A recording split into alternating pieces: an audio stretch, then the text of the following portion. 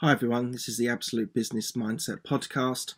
I'm Mark Hayward, and today's subject is going to be about why you would leave your job or your career.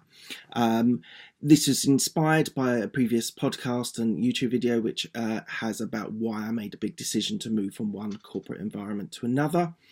This is just sort of giving you, because I'm sure there's people that are unhappy, and we'll cover all these points, that are unhappy in their job or their career, and there's various reasons why that is. So I want to just flag some of those things, because I've seen people work at a company for 26 years, and she ended up not being very happy and just waiting for the redundance package to come. And I think that's a really sad way of living your life. So equally, there were certain reasons why I left, which I've covered in that previous podcast. Please flip back. It's about 3 or 4 podcasts before about the big reveal.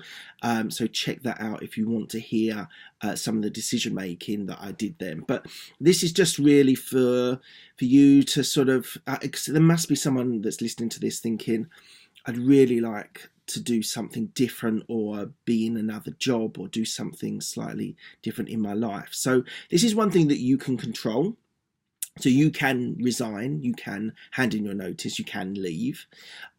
So I just want to really empower people with this video. I want you to think about whether you're happy in your role, and some of the reasons why you might not be happy. So I'm going to cover this in a number of points today, and again, just any feedback you'd like to give me on the podcast or the YouTube video, then by all means leave them in the respective places.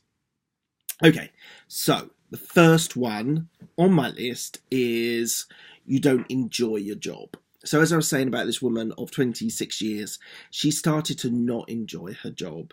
And that was very sad to see someone that obviously had enjoyed their job and found a lot of reward and a lot of benefit and sort of gave her confidence. You could see that confidence slowly slipping away and ebbing away. And if you don't enjoy your job, you should really leave. There is no reason in this world where there are businesses, there are investors, there are entrepreneurs, there's freelancers, there's corporate, there's charities, there's government, there's so many different types of work and job that if you don't enjoy what you do, yes, you could make a small change and move to another company similar size to you, but equally, if you desperately don't like what you're doing anymore and there's something fundamentally wrong about it, then there are loads of different ways that you can be able to do something different, and be someone different by leaving that job. So big factor. There are so many people that don't enjoy their job, that live for the weekend, and it drives me mad. I just want you to listen to this, and if you don't enjoy your job, don't just live for the weekends, don't just live for the evenings and going out and partying with your friends or whatever.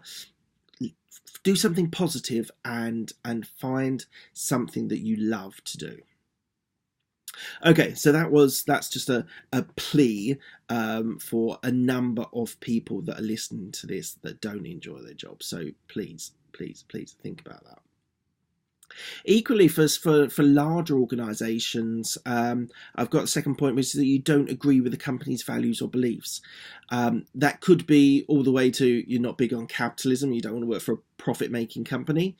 Equally, that might be that the company doesn't give a lot of money to charity or charitable give charitable gifts, or and that's important to you.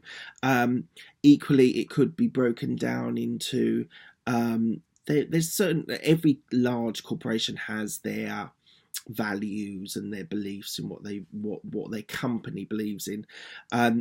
There could be fundamental reasons why you just don't like the company you work for. So think about that. I think you do need to think about the values of the company and whether they match yours. It's not something excuse me, that's not something that a lot of people think about, the values of the company, but I think they should match yours. So think about that. Equally, if you're in a role, this is probably for someone who's moved relatively recently, and your skills don't suit the role. So, what can we say? What about something like a project manager? And you go in and you're a project manager, and you don't like people, you don't like processes. What you actually really want to be is maybe someone techie, and you want to code. So therefore, you do need to think to yourself about the skills that you have, the experiences that you have, and how they fit that role, the role and responsibilities that have been given for the job. Clear signs of this are job descriptions if you're moving to another company or slightly moving over. You do need to think about whether your skills, your experience, what you like doing, suit the role that you're moving to. Next point. This is something which I know someone fairly recently has shared with me, that when they went in for an interview, they the role that they were offered and what was portrayed to them, and actually this has happened twice. Two people of separate people have given me this example. Is they were offered a role which is A, which might be size of business, size of market. It could be the role is going to be more managerial or something like that. And something that you were offered, you end up getting to the day job and doing it every day, and it's not what they promised you. That's if you've just started a role. That's really a key definer, and I would say that you should really think about that, and not really necessarily stick with it, because people respect you if you don't accept what you weren't offered or weren't promised. So this happened twice in my knowledge, and both people left quite quickly, and that that sort of left everyone, well, you know what, we understand why he did this, why he's doing this, and we respect him for that, and he can go. So I think that's an important point. If you're just starting a role and you're really not happy straight away, there might be a real reason for that, and then you might think that maybe I should leave. The other thing is, a bit of advice was given to me quite some time ago, that you should spend 5 years in a role / job / career, and it seems to be the average of when people leave. And so if you've been in a role for more than 5 years, you might be a lifer. That's what they called them in my company. You might want to stay in the same company and be with them for the rest of your career.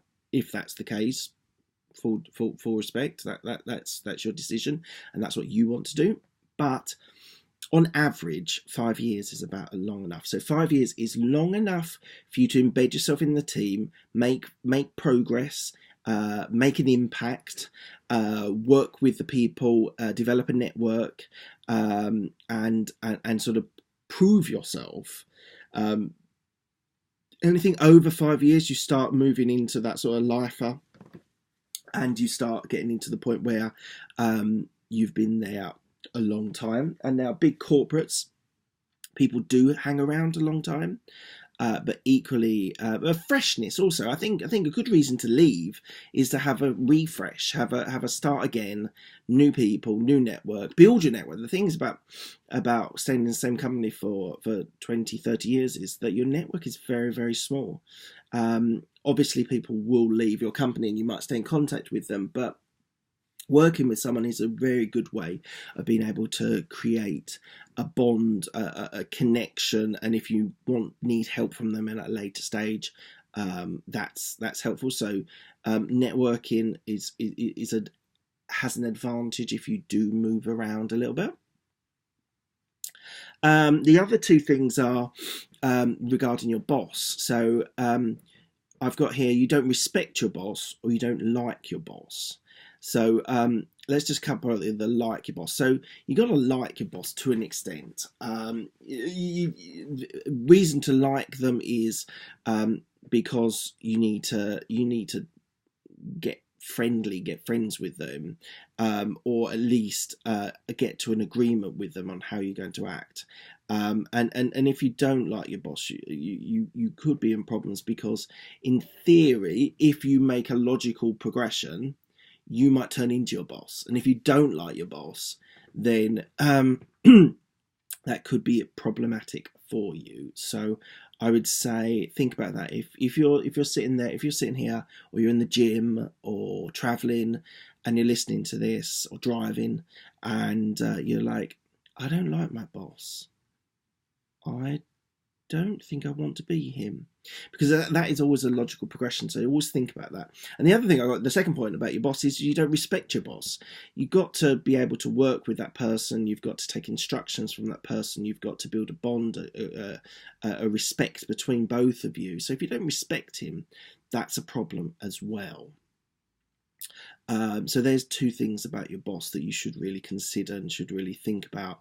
If you don't like them or respect them, then maybe it might be an internal move. It doesn't always have to be a new company, but you should really consider that if your boss is not to your liking. Something else that happened to a colleague of mine, or a friend of mine, was the company was in decline. So sometimes a business, a team, a market, an industry is in decline. So that if it's a market or industry, then anywhere else in the same sort of experiences will be having the same shared experience. If it's a team that's in decline, and then I think that's something that needs to be considered, especially if you're manager level or above, because you're then managing the team. You're involved in management of the team, or you should be if you're a manager or above. You should be involved in building and shaping a team. So if the company or team is in decline, it might be time to jump ship and move to somewhere else. The next point I want to talk about is if you don't like your colleagues. So moved on from your boss and now onto your colleagues. You spend more time with your work colleagues than you do with your family. Fact. Everyone should know that, but that's a fact. And therefore, if you don't get on with them, if you don't want to socialise with them, if you don't want to build a connection with these people, and I've talked a couple of times about connection with people and businesses and things, and I think that's my business is all about relationships, and I think a lot of people's business is all about relationships, whether that's internally within your company, or if you're servicing clients, then it's building relationships with your clients and building relationships with your colleagues. So you might want to go for a beer with them, you might not, but you must be able to have a good conversation, share some bits about yourself with your colleagues, and that builds a nicer, better relationship and atmosphere if you share a little bit of yourself with your work colleagues. So if you're sitting there and you're thinking, oh, I don't want to socialise with them, I hardly say anything to anyone all day unless someone asks me something, well, that's a telltale sign for that you're that maybe the company, the team is not a good fit for you, because you don't want anything to do with your colleagues. And in my last podcast, I talked about the best things that make me happy are salary, colleagues, and the role. And I think that's absolutely critical. And that might, any of those three might be a reason that you want to leave as well. So if the salary's not up to, which I'll cover in a little bit, if the colleagues are not good, or the role and responsibility is not what you expected, which I've covered before. So there is continuity in my thought, and those three things as a career and a job is critical, and therefore you should be looking for those things to have an impact. Now you haven't. So another reason might be you haven't had a salary increase or a promotion. Now, varying degrees. So in the corporate environment, there is a steady and environment that you go up the ladder. In some jobs, that's very difficult, There might not be a salary rise because the company is going through some problems. Equally, when we were going through the 2008 2009 recession, depression, there was very little salary rise, and therefore there was a lot of people who were upset by the lack of salary rise. Now that's an international thing, so I would say that's unreasonable. But we're in an atmosphere with some uncertainty with Brexit, but equally there are some positives in the economy, so you should be expecting a modest salary rise. The whole point of against promotion. So if you're in a corporate career, you should expect to be promoted. Fast is probably 2 years each grade. You can, in earlier grades, go up by 1 year. The more senior you get, the harder it gets, obviously. But you should be thinking, if you're not getting promoted because there's a blocker, or because there's it could be a blocker is another person, it could be your face might not fit, I suppose, once you get to a point. So if you've not been promoted for 5 years, maybe you should think about leaving. And the other reason why you might want to leave is if your company is a smallish size company, and you're not able to get a promotion because there's 15 people in the business, and they only need 15, and there's no career progression, then you might want to leave. You might need to leave to get that promotion. So that might be moving sideways, that might be moving up. So it is important for you to think about the sort of promotion route for you and how fast you want to progress in that career. Some people want to be a career manager, partner, CEO. Some people just want to get a salary and then live on the salary. I think you should be flexible and be realistic about what you actually want to achieve. So equally, this might be people in earlier on in their careers. So if you've just left university or even school, and it could be flipped both ways. So you join a startup and actually you don't like it, you'd like a corporate career, or you're in a corporate environment and you want to go into a more entrepreneurial startup environment. That's equally understandable and a good reason why you should leave. Many people that have been at my company that got to a point, and some people have gone and worked for charities, some people have gone travelling for a long time, some people have set businesses up. So in a corporate environment, there's lots of opportunities, but equally, if you finally find that you want something slightly different, might become a teacher, for example, there are good reasons why you should leave that particular industry sector. So I would say think about that as well. So that coming on to my next point, which is you're in the wrong sector or industry. So it might be you're in pharmaceuticals and you have a moral reason against testing on animals. Might be that. It might be banking, and you don't want to be part of the banking system and the capitalist world. So I would say that's for you guys that are earlier on in your career. You should be thinking about your sector and your industry and whether it fits your values. So when right at the start we were talking about values and beliefs of the company, they should match yours. So that's a nice loop right from the start.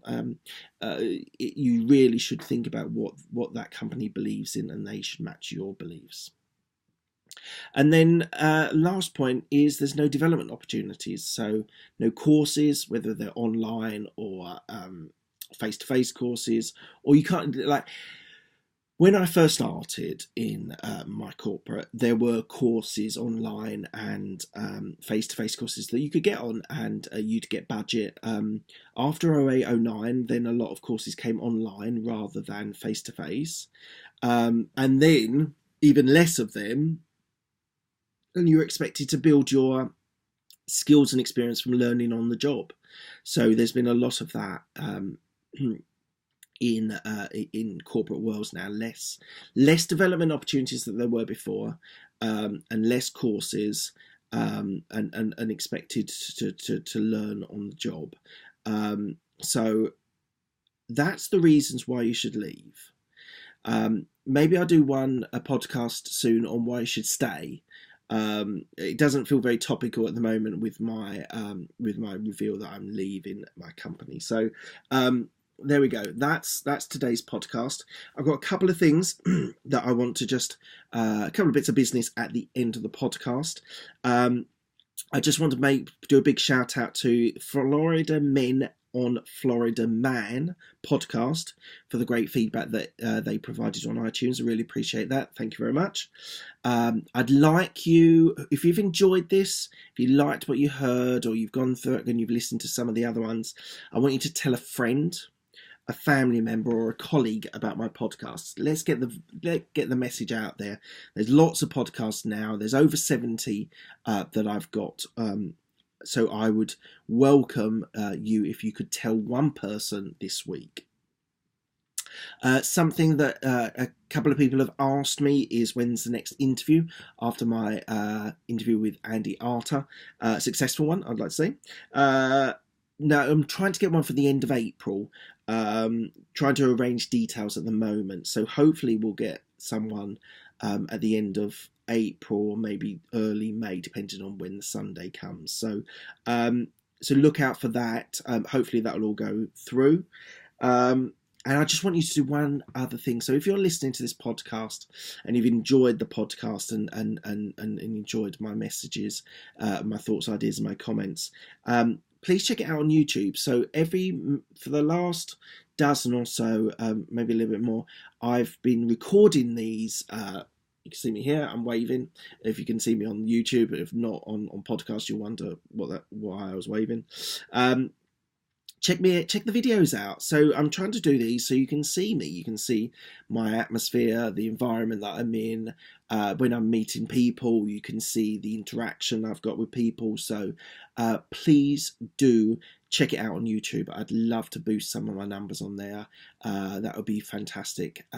Lots of links and lots of places where you can see that. And there are a number of videos, and then I've got a number of podcasts which are recorded on there as well. And just at the start, if you go back a long time, you then see my 2-3 minute videos that I was doing to sort of inspired me to do the podcast and the YouTube. Last thing, just Instagram and Twitter. Check me out. It would be great if you could join me on Instagram and Twitter. But that is it. Thank you very much. This is the Absolute Business Mindset podcast, and I thank you.